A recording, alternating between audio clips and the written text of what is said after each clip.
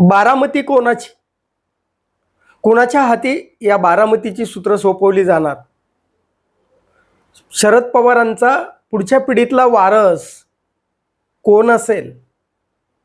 ते युगेंद्र पवारच असतील यावर शरद पवारांनी शिक्कामोर्तब केलंय आणि शरद पवारांच्या मदतीला देवेंद्र फडणवीस भाजपा धावली आहे.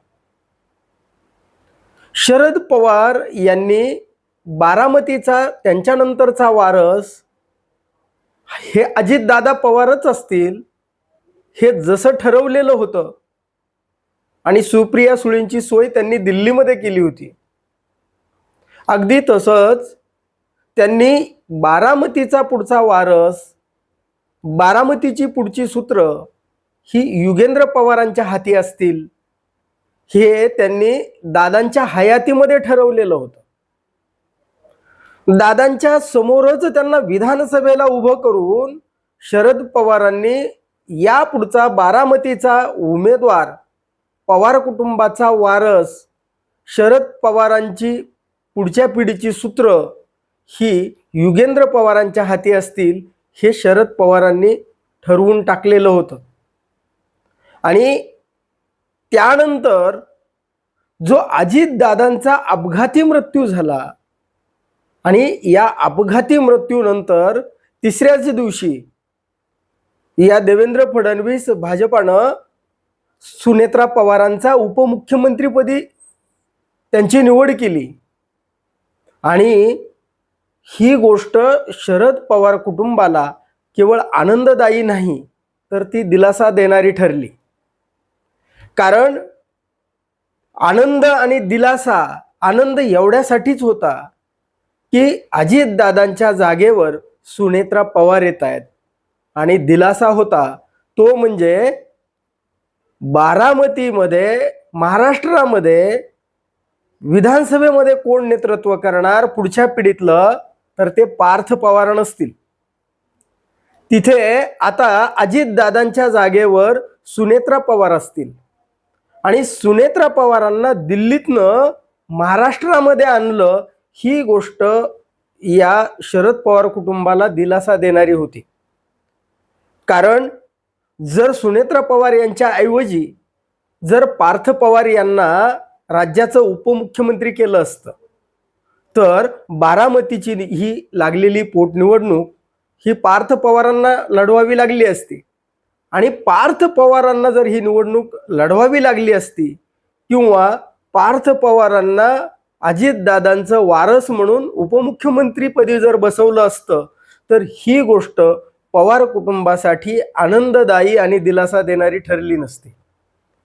सुनेत्रा पवारांचा उपमुख्यमंत्रीपदी जी निवड झाली त्या बाबतीमध्ये पवार कुटुंबाची एकच खंत होती, ती म्हणजे अजितदादांच्या मृत्यूनंतर किमान 10 दिवस तरी थांबायला हवं होतं.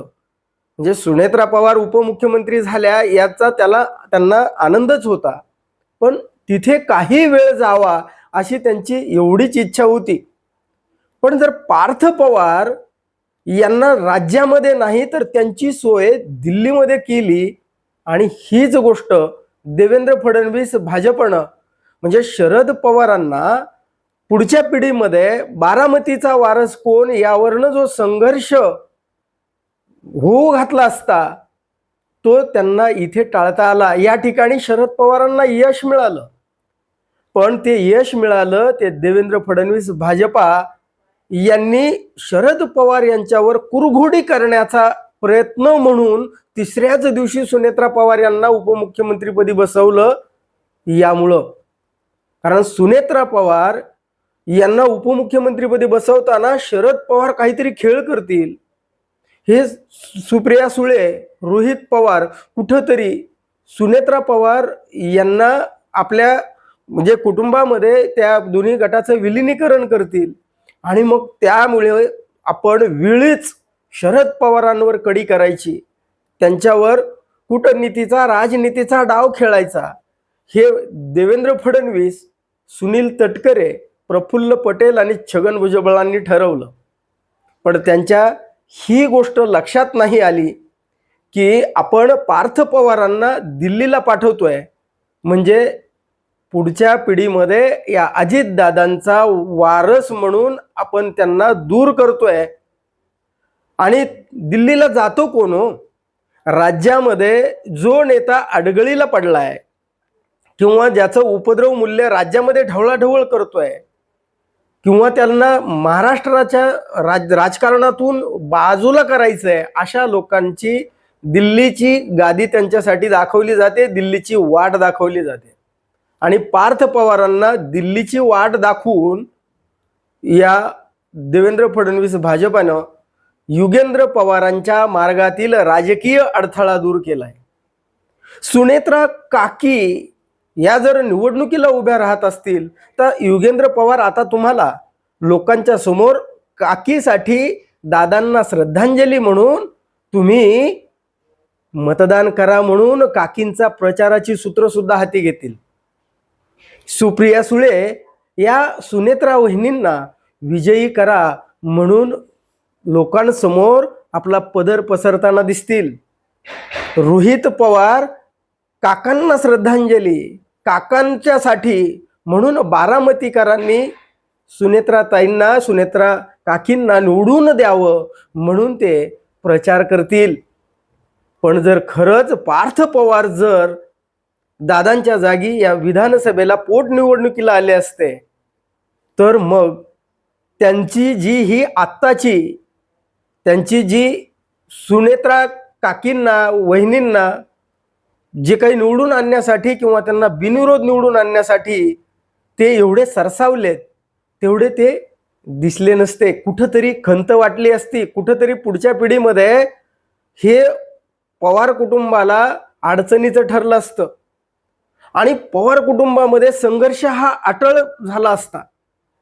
पण कुठंतरी देवेंद्र फडणवीस आणि या भाजपनं कुठंतरी शरद पवार यांच्यावर कुरघोडी करण्याच्या नादामध्ये शरद पवारांनी जे ठरवलं होतं, युगेंद्र पवार हे बारामतीचे पुढचे दादानंतरचे वारस असतील, सगळी सूत्र त्यांच्याकडे बारामतीचं काम असेल हे त्यांनी ठरवलं आणि ते यशस्वी सुद्धा झालं. पण त्याला अप्रत्यक्षपणे हातभार लावला तो देवेंद्र फडणवीस भाजपनं. पण यामध्ये आता जे काही लक्ष्मण हाके हे विरोधामध्ये सुनेत्रा या वहिनींच्या विरोधामध्ये उमेदवारी दाखल करणार म्हणतायत. तिसऱ्या दिवशी त्या जर शपथविधी घेत असतील, शपथविधी करत असतील तर त्यांना 3 दिवसात त्यांचं दुःख संपत असेल तर आम्ही ते दुःख का करत बसायचं, हा लक्ष्मण हाकेनं विचारलेला प्रश्न आहे. पण त्या संदर्भामध्ये लक्ष्मण हाके निवडणुकीला उभे राहत आहेत असं म्हटल्यानंतर युगेंद्र पवार यांनी त्यांची सुद्धा मनधरणी केली जाईल. अजितदादांचे या तालुक्यावर खूप मोठे उपकार आहेत आणि त्यासाठी कुठंतरी आपण जे वैद्यकीय महाविद्यालय आणलं किंवा रुग्णालय आहे ते अजितदादांच्या प्रयत्नातून बारामतीमध्ये आलेलं आहे आणि हे बारामतीकरांवरती उपकार आहेत. म्हणून ते कुठंतरी आपण रुग्णालयाला नाव देतोय म्हणजे कुठं जाती अथवा या अहिल्यादेवी होळकरांचा दुर्लक्ष करून आपण ह्या गोष्टी करत नाही आहोत. तर आपण अजितदादांनी केलेल्या प्रयत्नाला, त्यांनी केलेल्या उपकाराची परतफेड म्हणून कुठंतरी आपण त्यांना श्रद्धांजली म्हणून हे रुग्णालयाला नाव दिलंय आणि ते आता या लक्ष्मण हाकेंची सुद्धा मनधरणी करतायत आणि करायचीच म्हणतायत. सुप्रिया सुळे या सुनेत्रा वहिनींना बिनविरोध निवडणूक कशी होईल यासाठी प्रयत्न करणार असं म्हणतायत आणि कुणीही उमेदवार असणार नाही हे सुद्धा त्या सांगतायत. रोहित पवार आनंद व्यक्त करतायत.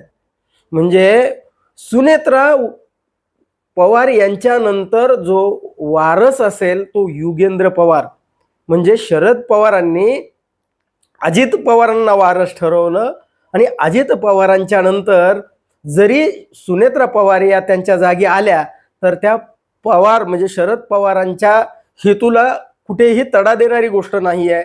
तर सुनेत्रा काकीच्या त्या वहिनी पवारांच्या नंतर पुढचा वारस पार्थ पवार नसेल जय पवार नसेल तर तो युगेंद्र पवारच असेल. याविषयी आपलं काय मत आहे कमेंट करून जरूर सांगा. आणि हा व्हिडिओ जर आवडला तर लाईक आणि शेअर करायला विसरू नका. धन्यवाद. जय महाराष्ट्र.